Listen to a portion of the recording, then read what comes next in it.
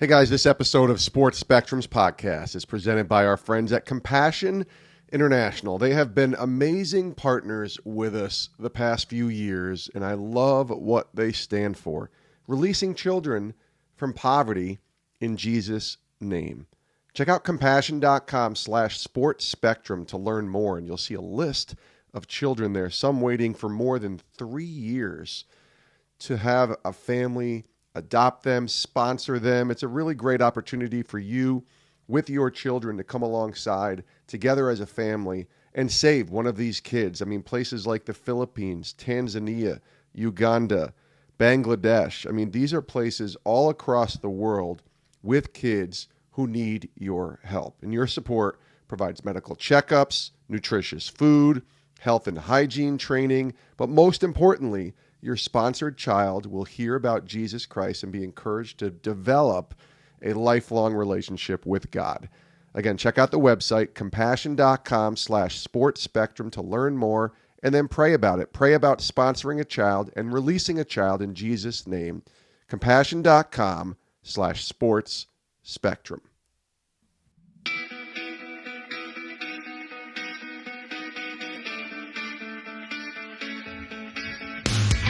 Welcome to the Sports Spectrum Podcast, the intersection of sports and faith. Here's your host, Jason Romano. Hi, everybody. Welcome to the show. I am Jason, and this is the Sports Spectrum Podcast. You can find us at our website, sportsspectrum.com.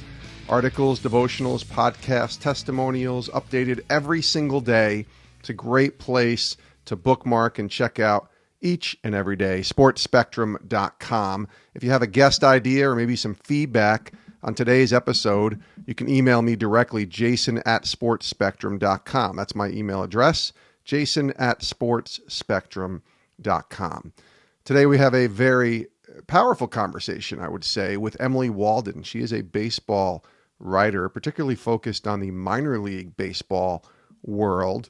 Emily is also, as she puts on her Twitter page, a soon-to-be cancer survivor. She's been diagnosed with breast cancer, and she's clinging to a very strong faith. And I thought Emily probably has a lot of inspiration and encouragement that she can provide in the midst of battling this cancer, breast cancer, and encouraging all of us to continue to trust in God when things are not going the way that we would hope. My friend Cole Claiborne joined us today, and Cole is conducting today's interview with Emily. Cole does a great job, and Emily is just such an inspiration. I really think you're going to enjoy today's conversation as Cole Claiborne talks to Emily Waldon, baseball writer, here on Sports Spectrum. Take a listen.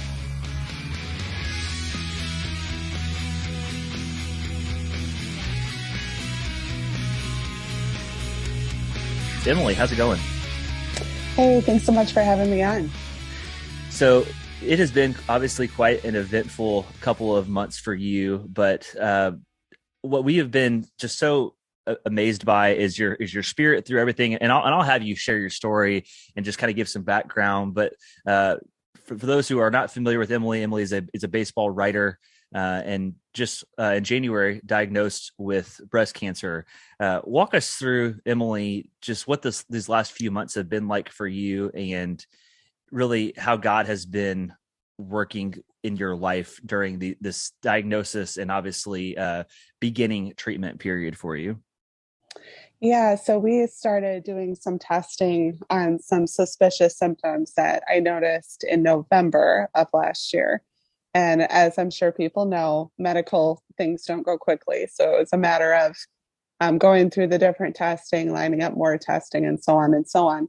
And ended up getting the call January 4th with my cancer diagnosis. And obviously it's a shock, and you sort of go through this blackout of just sort of making your brain accept the reality of where you are now. And I think after that, it was a matter of just saying, all right, this is my reality now. How do we approach this? How do we fight this? And so it started, a long process of medical consultations, meeting with surgeons, meeting with my oncologist, asking a lot of questions, crying a lot of tears, mostly out of frustration. And then just really coming before God more often than not and saying, all right, you're going to have to carry me through this. So it was really a lot of just laying all of that stuff down and figuring out what the next steps were going to look like for me.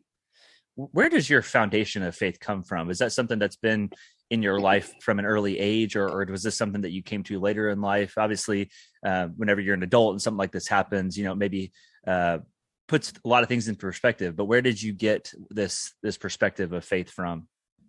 Yeah, so I come from a big family. I'm one of seven kids, third of seven. And both of my parents were raised in a Christian home and were Christians when they met and got married. And getting to see the way that they leaned so hard onto their faith in God's provision, in God's healing, and all of this, it was stuff that we witnessed from a very young age as children. We were a very low income family. Obviously, when you have seven kids, there's not much to go around. So with that, it was just really an opportunity for us as kids to watch, envelopes of cash show up out of the blue. We had food donations. There would be bags of clothes that would show up on our door. And looking at that, that was really the first memory I had of saying, God's with us, like God's right there next to us. And so it's more of that faith in action where you pray and you ask for what you're wanting, and then watching God come through that way was really an incredible thing to see at such a young age. Yeah, that's a great perspective. And so for you, I mean, as an adult, I guess first of all, we'll start. When did you notice something was wrong? What triggered you to have this get checked out to where you were able to find out that, hey, there's cancer in here? Was there a triggering event? You mentioned how you went to get some tests done back in November, but what was there an event that triggered that to where you realized, okay, yeah, I've got to go get this looked at? Yeah, it was the symptoms I started experiencing was I would say probably late October. And for everybody who knows me or my family, we tend to be a very stubborn bunch. We're not anti-medical checkups by any means, but it's more of we tough through things, and that's just how we're wired. We try to muscle through it, probably more so than we should sometimes. But it was enough to where I was seeing this consistent pattern to where I thought, I'm not 21 years old anymore. My body isn't getting any younger, so it probably wouldn't do me any harm to get checked out. So that was really one of those moments where it opened my eyes to the importance of preaching that to other people, especially now with that diagnosis confirmed, trusting your gut. And when you say, okay, something here is not right, something is not measuring up to how I know myself to normally be, that's when you really have to listen to your gut. And also what I think is listening to the, kind of the prodding of the Holy Spirit and saying, right, look, there's something that needs to happen here. And so it was just something I knew I needed to do. And obviously open that door to what the next chapter was going to look like for me. Yeah, I think what you just hit on, that discernment aspect of faith, it's a tough thing for us as Christians to kind of know when the Lord is speaking to us. It's hard to discern if it's the Lord speaking to us or just kind of an inkling that we're having. But what did that season look like for you? I mean, was there a lot of prayer? Obviously, I'm assuming after the diagnosis, there was certainly a lot of prayer. But how were you able to discern, that nudge of going to get checked out? Like you said, you typically would power through it, but this maybe had a different effect on you. I mean, was that an urging of the Holy Spirit, do you think, or was it kind of just a matter of you praying about different things and that came to be, or just what was that like as it relates to your faith? Yeah, it was really as each test was completed, it sort of uncovered something else. And it was a sort of a domino effect. And obviously, you can go the route of worrying about the finances or worrying about your body.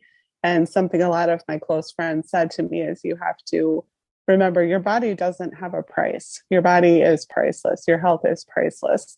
So it was really a massive step of faith for me to just move ahead in it and say, okay, God, I trust that you're going to provide for me.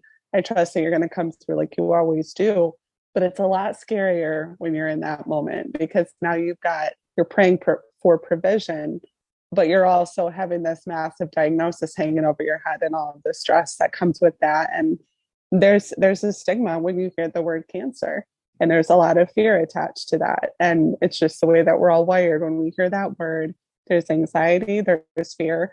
And so on top of all of that, it was just that daily process of me laying that down and saying, I can't control this. This is something that I have to fight alongside the doctors, alongside the medical professionals, and then also obviously praying those prayers in belief for healing. And having my circle around me just step up right away was an incredible blessing. And I honestly don't think I could have made it through those first 2 weeks without them. Yeah, I can only imagine hearing that diagnosis, just hear, like you said, hearing the words cancer. It has to be just a very striking sentence to hear the doctor say. I mean, in that moment, I'm sure you did feel that fear. How did you? I mean, I think the fear is natural there. I think that's one thing I want listeners to know. Like, the fear in that situation is definitely natural, but how did you turn that fear into faith with Jesus? How did you have that? How did you turn that into the spirit that you're now carrying? Where, you're telling people, I'm going to beat this. I'm going to win. I mean, kind of like the stubborn attitude you mentioned earlier. It sounds to me like you've had that attitude toward, this cancer is not going to beat me. So how did you take that, maybe the initial fear that you felt from the diagnosis, into faith and almost this battle cry, almost, is what it seems like? Yeah, I think it really came down to letting myself feel things in the right order. Yeah. I think for a lot of us stubborn people, we just try to power through and we don't always let ourselves process in a healthy way. And so for me, it was a lot of conversations with my sister specifically. Her and I tend to kind of keep each other going when we're going through rough times. And it was a matter of her reminding me, look, I know you think you're a superhero, and I know that you think that you're, someone who can just go, go, go all the time. But for me, I realized if I didn't let myself walk through these feelings, if I needed to cry, I had to cry. If I was angry, I needed to ask myself, okay, what are you angry about? And instead of shoving down and suppressing and refusing to acknowledge it, I forced myself to walk through it. And then once I got through that, I thought, all right, now we've got a battle that we have to fight. And I knew from the beginning that I wouldn't be able to do it on my own because of that fear and because of that sort of, human mental aspect of knowing that we can't do it by ourselves. And that's where faith comes in. And that's where you say, I don't know how this is going to work out. I don't have all the answers, but God has told me from the beginning, everything he wants to do for me is for my good. So even though I don't understand it, I know that he understands it. And it's terrifying because you're flying blind to a certain degree because you don't see all of it. But at the same time, it's an incredible opportunity to lean entirely on the faith that you have in his provision and just know that he's going to take care of you regardless.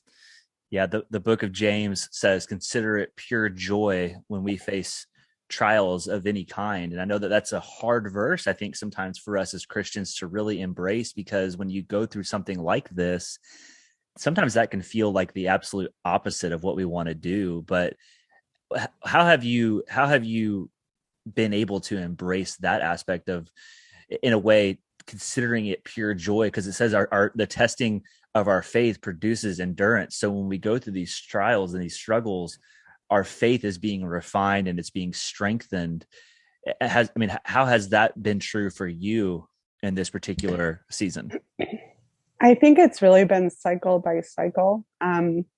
So part of my treatment plan, as of right now, not thinking that I'll have to do radiation, which I'm very grateful for. Yeah. They believe that they've caught it early enough to where I won't have to do that. But we are working through 6 cycles of chemotherapy, and I'm now through 2 of them. And I've started to notice a pattern of not jumping too far ahead, just saying, okay, I have 6 appointments.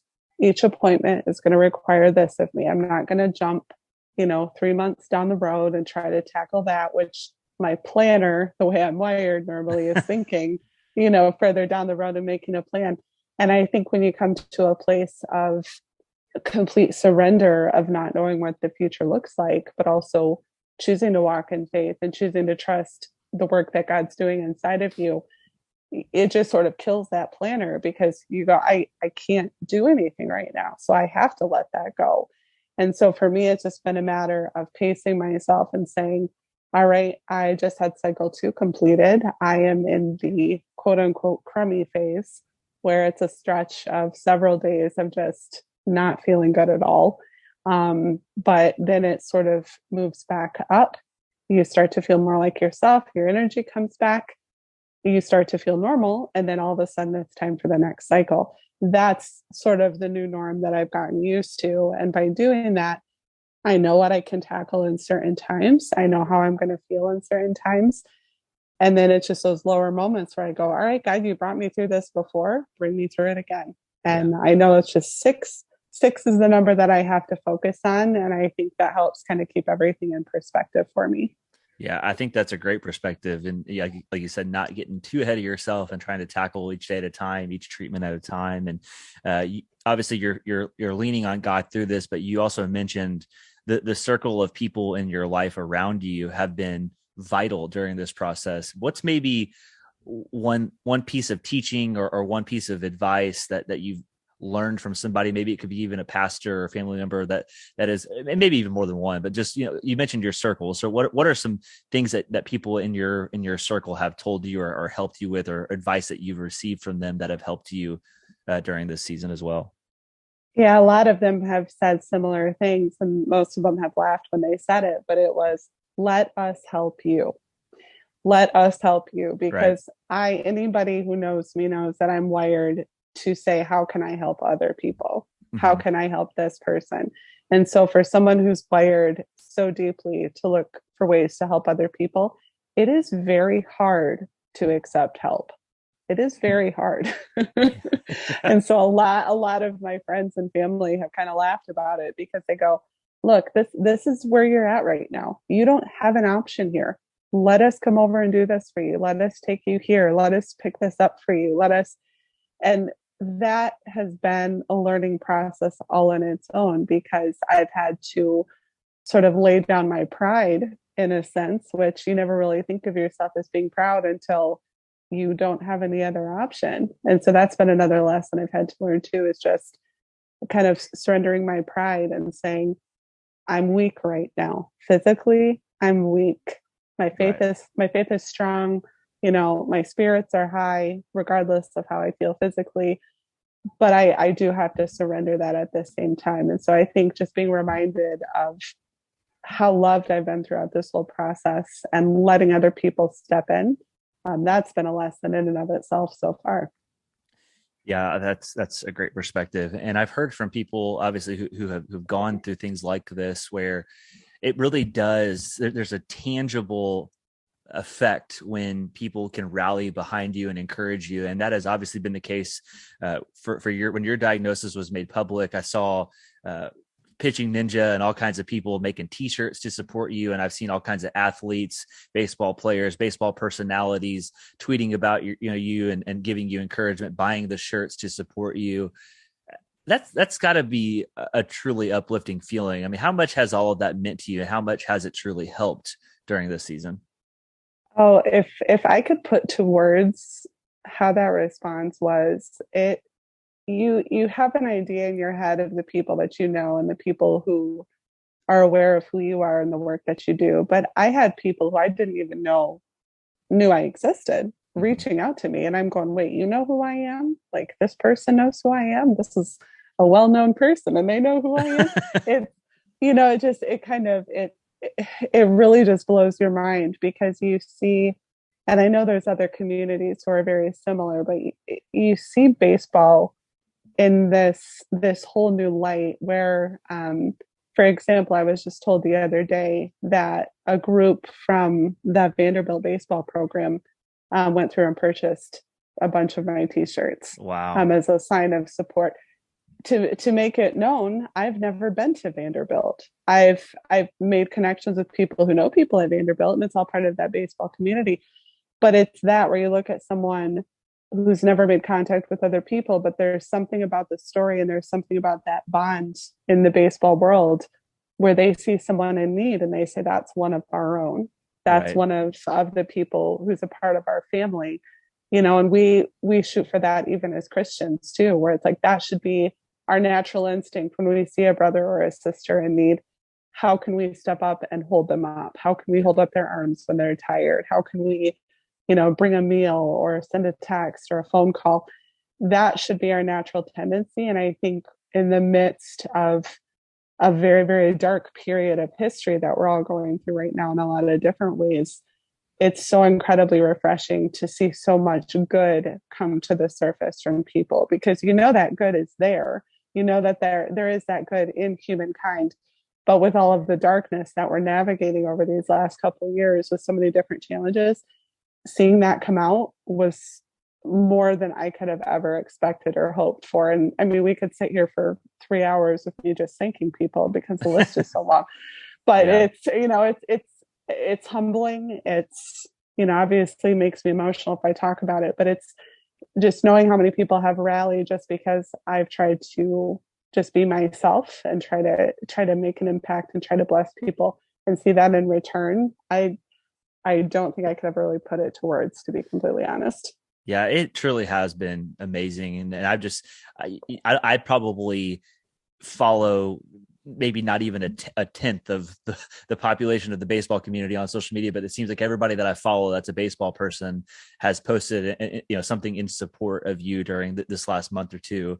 And so I can only imagine how much that has helped. I mean, obviously the doctors that are doing the work, hoping that they are doing their job as well as possible, and you have the emotional side of it from the fans and supporters who I would have to imagine, like I said earlier, are giving you just massive amounts of encouragement, which is so awesome to see. And I think what's also been a good side benefit of this for you is that obviously you had a platform that you'd built up from your work, but now you've got an even bigger platform where maybe people that weren't aware of you before are now following you for this journey, and they'll obviously see your baseball work too. But whenever you're posting things that are encouraging about yourself, trying to, motivational through this process, there's people that are kind of getting that motivation and seeing your inspiration as well. So you've got this new platform, I guess, where people are looking at you maybe as an inspiration to them even. And maybe even during this process, you've had other cancer patients reach out and connect with you too. I mean, what has that been like to where your platform and your reputation has maybe taken on a new shift,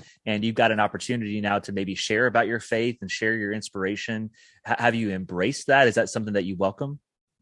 Oh yeah, absolutely. And I told my sister when this all kind of started, because I was kind of going back and forth on, do I make it public yet? Do I hold back, and wait until I have more information?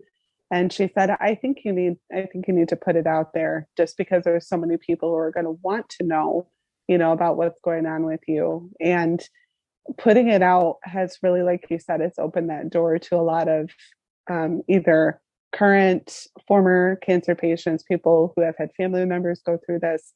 It's really an incredible community. When you take something as ugly as cancer, that comes in so many different forms, to see the support that people will bring to one another when they see someone else join that community. They're like, it's okay, we're here for you. We're here to help you. My pastor and his wife, who are two just absolutely incredible people in the West Michigan community, recently lost their daughter to a very advanced form of colon cancer. Wow. She was 27 when she passed. And Wow. it's something that you look at their life and you want to talk about someone who inspires me.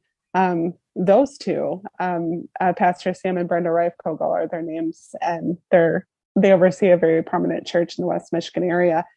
And they have just pushed through so much that they've had to handle, facing loss, facing the pain and the heartache and everything that they've gone through. They're still showing up, and they're still, shepherding their congregation. They're still checking in on people. They've checked in on me to see how I've been doing, even in the midst of all of that. And for me to see them sort of lay down, their own maybe more of like mental needs or like physical things, they're putting other people first. And to me, I look at that and say, I want to be able to do that. I don't want to be defined by what cancer might try to throw at me. I want to have this be part of a testimony and a long-term story of victory, and a long-term story of saying, God did this for me. raised my faith, Yeah. helped me to see what's possible when you let go of your own intentions and your own expectations and just say, God, do what you're going to do. I want you to be glorified through this, no matter how ugly it is. He's still in the midst of it. And so my focus has been, if I can stay true to myself and talk about the positive mindedness that I have naturally, I want to inspire other people. Maybe it's not cancer, maybe it's, another challenge they're facing or another physical issue they're facing. But faith can carry you through. And Yeah. that's really the biggest message that I would really like to share with everyone is faith will carry you through and God can carry you through anything. That's such a beautiful perspective, and it's inspiring to me to hear you say that. And I hope those that are listening find that to be the same for them. And I think what you hit on earlier, as you were saying, was you've seen so many people want to help you, and it's also in your nature to want to help others first before yourself. And you have done that with minor league baseball players, and some people who listen might not be as familiar with the typical living conditions that minor league baseball players go through. But this is a plight that you are very passionate about. And obviously you report on minor league baseball, but you've also done a lot of work to help minor leaguers find jobs in the offseason, which is a big deal because the major league teams don't pay them during the offseason. And so it's been a tough couple of years with the pandemic for minor league baseball players. And it's already a grind as they try to make it from the minor leagues to the major leagues. But where did you get this heart to, obviously the interest is there to report on the game, but where did you get this heart to then tangibly want to help these baseball players out? Yeah, somebody called me, what did they call me? The female Robin Hood of the minors because I was, out trying to save, these less fortunate. It was really just something that was developed over time. I'm coming into my 8th season on the minor league circuit and working with the guys at Baseball America right now as my primary outlet. And with just the whole process of seeing what they go through on a daily basis and realizing, like you said, how so few people actually understand what it was like. I got the opportunity to write a piece about it and talk to a lot of players about their situation. And that really was one of the pieces that they used to snowball a deeper look into some of this. And there's been some incredible work that's come since then. A lot of really great pieces over at The Athletic, a lot of people shedding a lot more light on this. And for me, it was just a matter of seeing a need and trying to rally people around these players, specifically during the pandemic when the minor league season got canceled. And just knowing that they weren't going to get a paycheck. And a lot of people stepped up. A lot of employers reached out to offer even part-time work. Got a chance to make some really good networking connections for those guys. And then a lot of people just donated money to sort of help them with their needs throughout the year too. So it was really a cool thing to be a part of and watch that all unfold. So people who are listening that might not be as familiar with the minor league baseball life, they might be listening to this and thinking, well, they're professional athletes. Is it really that bad? And obviously they're playing a game for a living. They get to play, what they say, a quote unquote kid sport, but they're also grinding, trying to make it to the major leagues. And there's a lot of times where these guys are living 8 to 10 people in a house. It's not the greatest of living conditions. Could you maybe provide just sort of a synopsis of what a typical minor leaguer's life looks like during the season, to where this is a noteworthy cause to take up? Because like I said, some people might listen to this and think, well, they're professional athletes. Why does this, how could it be that bad? I mean, obviously they're not living, in a third world country, but there's a lot of things that could be done to improve the situation for these minor league baseball players. So I guess from your perspective, what would be sort of like an elevator pitch or something like that, to where you would describe to somebody like, this is why this cause is so important to you? Yeah, it's at the higher levels. So if you're looking at like AA and AAA, they are a bit more comfortable than at the lower levels, but a lot of the lower level guys do make below minimum wage when you compare the amount of hours they spend at the ballpark. And then on top of it, some of these players have spouses and children that they have to take care of on top of it. So having that low of a paycheck and then being responsible for rent, being responsible for food, being responsible for all of these expenses has really sort of pushed that lifestyle into the spotlight. And Major League Baseball has sort of spoken up about it, with claims that they are going to make a little bit more of an improvement in certain areas, specifically housing. Some teams have stepped up and said that they're going to make more housing available. But as far as the overall pay raise, that really hasn't had too much movement on it. So you're just looking at some of these guys with families who are living absolute bare bones. And so it's really an issue of just making sure they can even get by living a normal life. They're not expecting millions of dollars as a minor league player. They realize that you have to push through, you have to, sort of earn your stripes in the industry. But for guys to not know if they're going to be able to have food for the next day is absolutely inexcusable. So it's something that I think a lot of people have jumped on board with, and it's really been cool to see people rallying around those players. Yeah, and I think that your heart for those players has obviously resonated with not just the minor leaguers, but the entire baseball community. Because I've seen that too, just from the professional levels on down. I mean, we wrote at Sports Spectrum about how Adam Wainwright was donating some money to the More Than Baseball organization a couple of years ago to help with costs right before the pandemic and when the season was shortened from the pandemic. And I know there's probably countless other examples of athletes from the professional level doing that. Whenever you think back to these last couple of years, I mean, what are some strides that have been made toward minor league living situations that have been super valuable for them, and what more work can be done for them as well as we look ahead to the future? Yeah, like you said, Adam Wainwright, that was a big one. Just because I think when you have more guys speak up at the higher levels, more people are going to listen. Mm-hmm. And I know he's one in particular who's very well respected around the league, just for not only his faith but also his desire to see people treated fairly and see athletes treated with respect for the work that they've had to put in. I think really just having people across the board speak up more is going to force the hand of Major League Baseball, because they don't want to be viewed as this organization that's mistreating its own. And that's really what it comes down to, is that professional baseball players, which the fact that a lot of people don't view minor league players as professionals, that's a huge part of the story too. They're not even viewed as professionals by a lot of fans. When you sign a professional contract, you are a professional baseball player.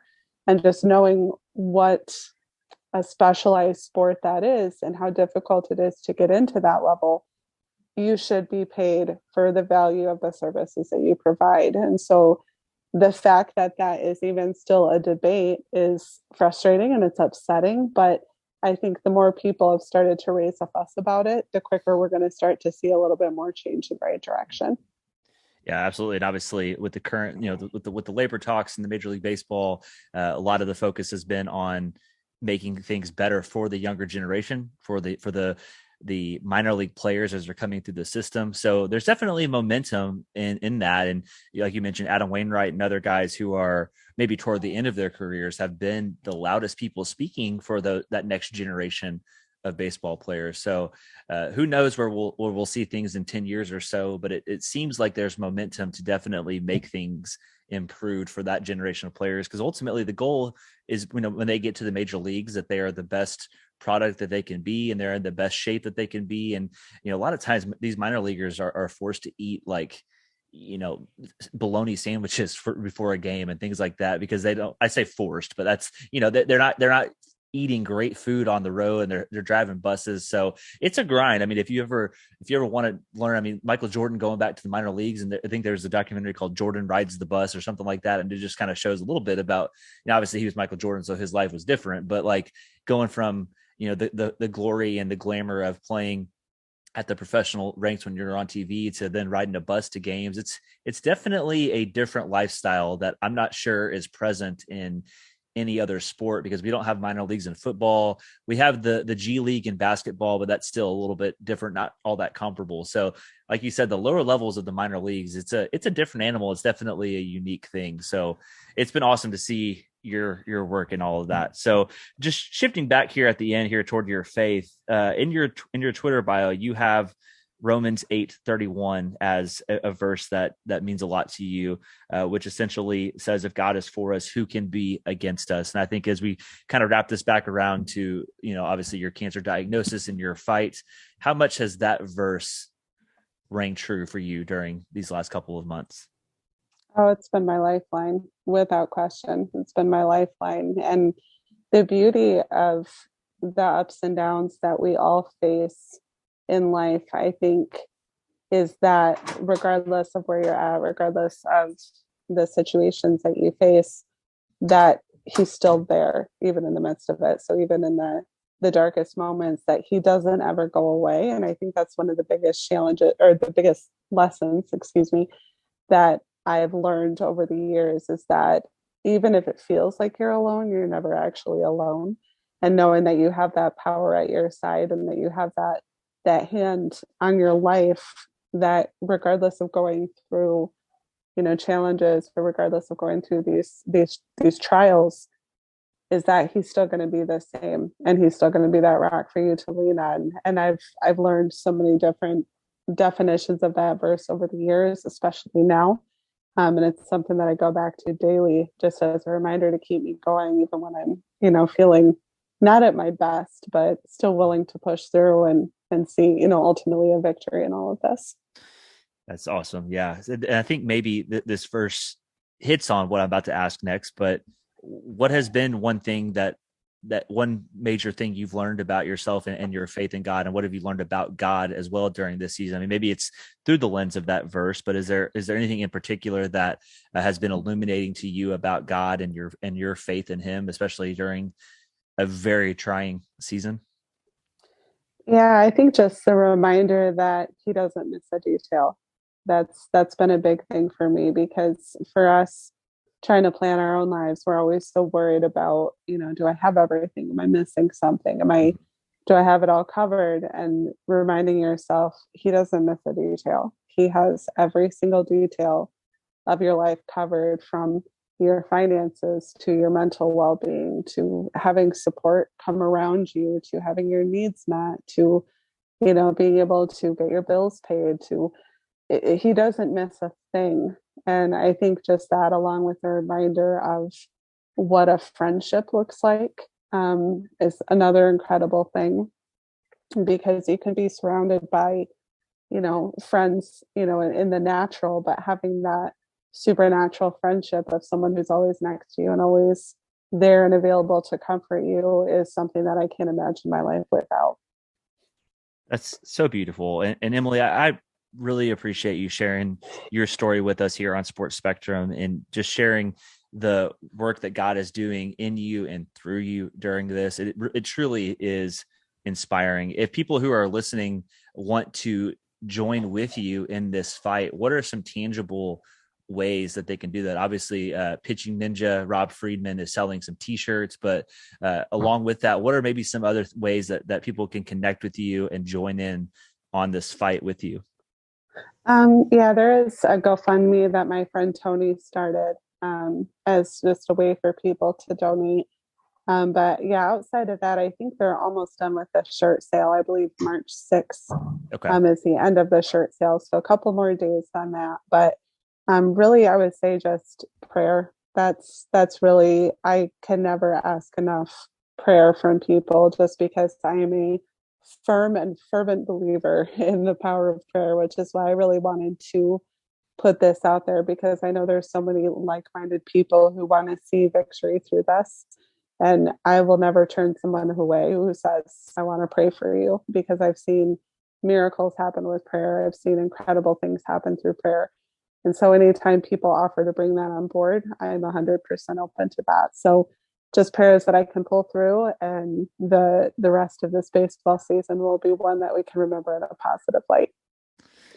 Well, Emily, thank you so much. This was awesome. And we are rooting for you hard here at Sports Spectrum, as I'm sure so many others are as well. So we will be praying for you as well as this fight goes on, and looking forward to talking to you when you're given the all clear and everything is hopefully cleared up and back to a relative normal. Obviously, we don't really know what normal means after these last couple of years, but back to hopefully a relative normal. And we're excited to see what God can do through you during this season and certainly after it as well. So thank you so much for joining us. This was awesome. Absolutely. Thanks again for having me. And many thanks to Emily Waldon for being our guest today on Sports Spectrum. Let's be praying for her for sure and believing God is the God of healing and will deliver Emily from this breast cancer. I'm believing it with her, especially when she wrote soon to be cancer survivor. I love that.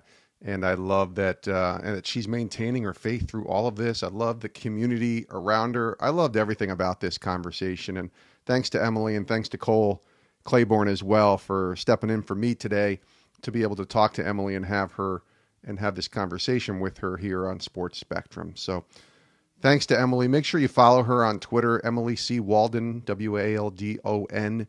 Send her a note. Send her a note of encouragement. Send her a note of prayer. Send her a note and let her know that you heard her story here on Sports Spectrum. You can also find more of our content at sportspectrum.com. And that's a great place to go each and every day for podcasts and articles, devotionals, daily devotionals. A great place for free content and resources at sportspectrum.com. Click that subscribe button or that follow button on whatever app you're listening as well so that you never miss an episode. Please do tune in next time for another edition of Sports Spectrum's podcast. We are the intersection of sports, keeping Jesus in the conversation and faith as well. So thanks for tuning in. We love you guys. Have a great rest of your day. We'll see you next time right here on Sports Spectrum.